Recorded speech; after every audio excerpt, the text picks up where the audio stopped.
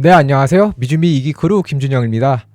오늘 장 시작 전까지 살펴볼 미국 증시 이슈 3가지를 시작하도록 하겠습니다. 먼저 첫 번째 소식은 이제 드디어 시작된 선거 전에 가장 큰 한 주라는 소식인데요. 네, 다음 주에 이제 선거와 그리고 또 FOMC 회의가 있죠. 이 두 가지 거대한 이슈가 있기 바로 직전인 한 주인 이번 주에는 바로 이제 빅테크들 중에서 5개의 빅테크 기업 그리고 이제 FOMC가 금리를 결정하기 직전 가장 어떻게 보면 중요하다고 할 수 있는 경제 지표들이 발표되는 한 주입니다. 먼저 빅테크들의 실적 발표부터 살펴보면 화요일 장 마감 후 알파벳을 시작으로 수요일 마이크로소프트와 메타, 목요일 애플과 아마존의 실적이 발표가 되는데요.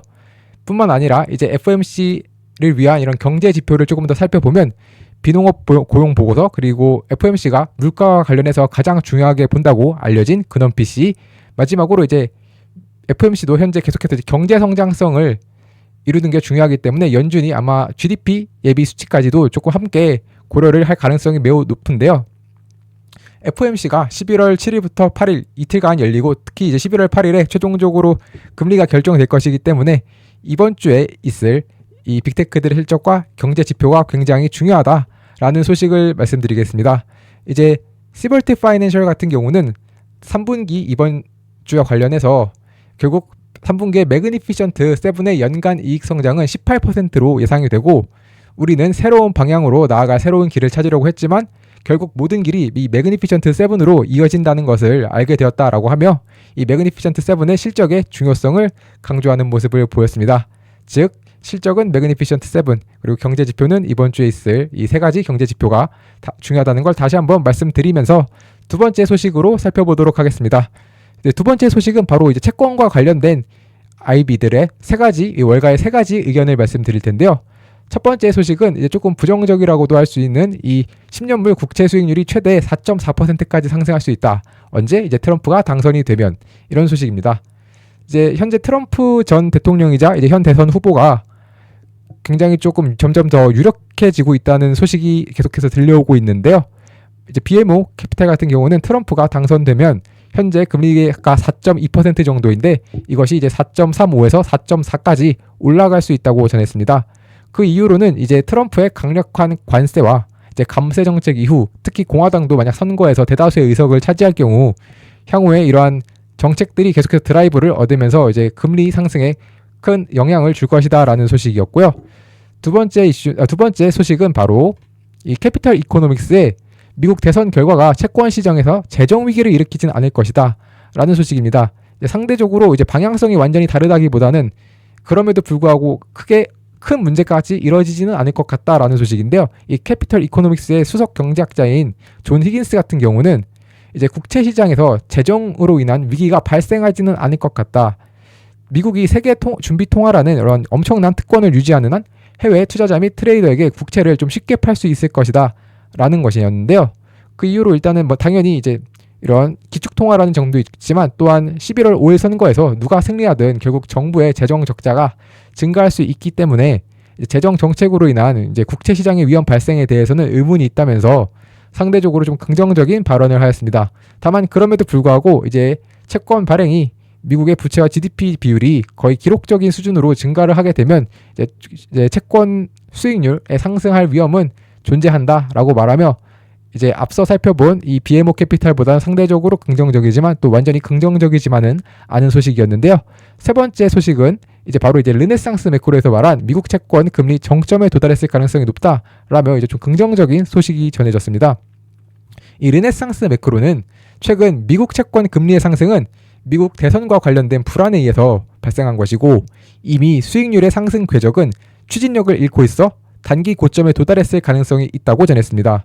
또한 향후 연준이 정책 금리 목표를 인하함에 따라 장기적으로는 이제 금리 추세가 낮아질 것이고 미국이 적자와 부채에 대한 우려가 있는 것은 맞지만 이는 장기적인 문제이고 현재의 금리 상승은 선거라는 좀 단기적인 이슈로 인한 것이다. 그래서 현재 단기적인 어떤 상승은 거의 끝나가는 모습을 보이고 있다라며 굉장히 좀 긍정적인 소식을 전했습니다. 그러면 이제 세 번째 소식인 이 웰스파고가 선정한 트럼프 관세에 취약한 4가지 기업을 살펴보도록 하겠습니다. 이제 트럼프 관세에 취약한 4가지 기업은 모두 미국의 주요 소매 업체들인데요. 4가지 기업을 각각 살펴보면 파이브 빌로우, 타겟, 그리고 달러트리, 그리고 월마트입니다. 먼저 5빌로우부터 살펴보도록 하겠습니다. 이제 5빌로우 같은 경우는 이제 웰스파고는 2024년에 이미 주가가 59%나 하락해서 힘든 상황이 있었지만 이제 앞으로도 좀 더 이제 힘들 것 같다라며 이러한 좀 안 좋은 부정적인 소식을 전했는데요. 특히 이렇게 소매업체들 같은 경우 그 중에서도 이제 5빌로우나 아니면은 이후에 살펴볼 타겟 같은 경우는 이미 고정적으로 가격이 정해진 상태에서 수입을 하기 때문에 이 부분에 대한 어떠한 조정의 여력이 좀 적다라는 점에서 이런 5빌로우와 타겟 그리고 달러트리까지 선정이 되게 되었고요. 5빌로우 같은 경우는 현재 이제 웰스파고는 굉장히 안 좋을 수 있다라고 전했지만 현재 월가의 목표가는 100달러로 여전히 일부 상승 14.46% 정도의 이제 상승 여력이 있고요. 다만 시장 IB들은 현재 매수 의견은 8개 그리고 11개의 의견이 중립으로 그다지 좋지 못한 상황입니다. 이제 두 번째 기업인 이제 타겟을 조금 더 살펴보면 이제 역시 저렴한 제품을 많이 판매하고 중국산의 의존도가 높기 때문에 이제 트럼프의 관세에 힘들어질 타겟의 모습이고요. 앞서 살펴본 5빌로우보다는 좀 더 매수가 많은 17개의 매수와 그리고 10개의 중립 의견을 가지고 있습니다.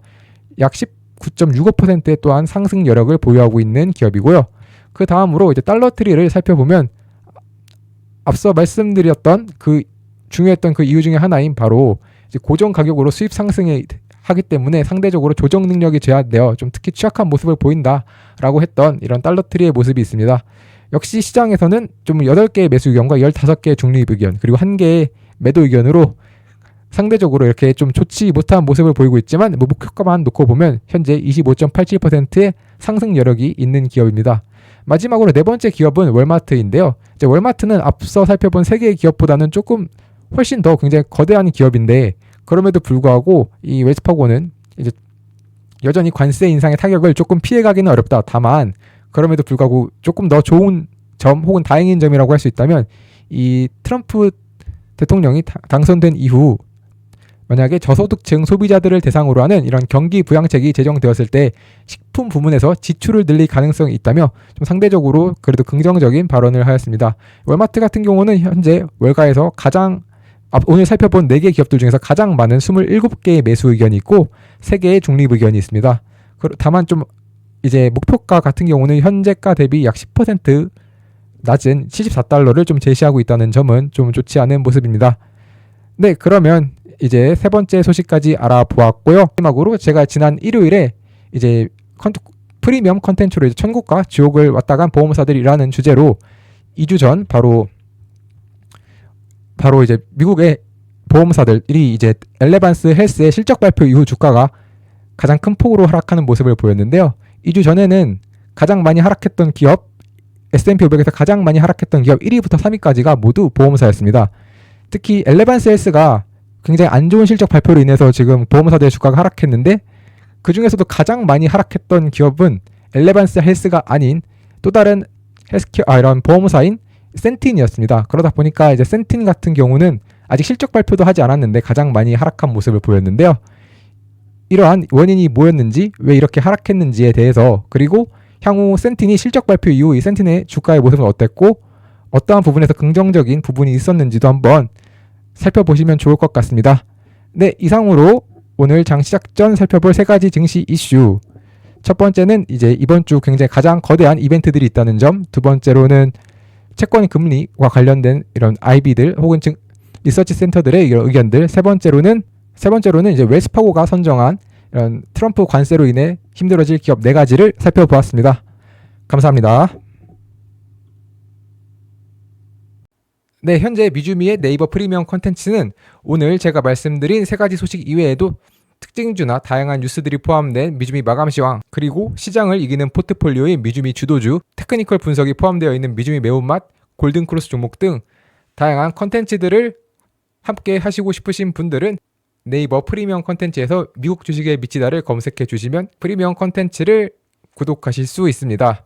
네, 구독 방법은 네이버 검색창에 네이버 프리미엄 콘텐츠 미국 주식에 미치다를 검색하시면 이렇게 네이버 프리미엄 콘텐츠가 나오는데요. 이걸 다시 한번 클릭하시면 이런 화면과 함께 오른쪽 상단에 구독하기 버튼이 있으니 이 버튼을 통해서 하실 수 있습니다. 또한 제 영상을 보시고 구독을 하시는 분들은 영상 하단의 상세 보기를 보시면 네이버 프리미엄 컨텐츠 구독하러 가기가 있는데 이 버튼을 누르시면 화면 오른쪽 상단에서 이제 구독하기 버튼을 눌러주시면 네이버 프리미엄 컨텐츠 구독이 가능합니다.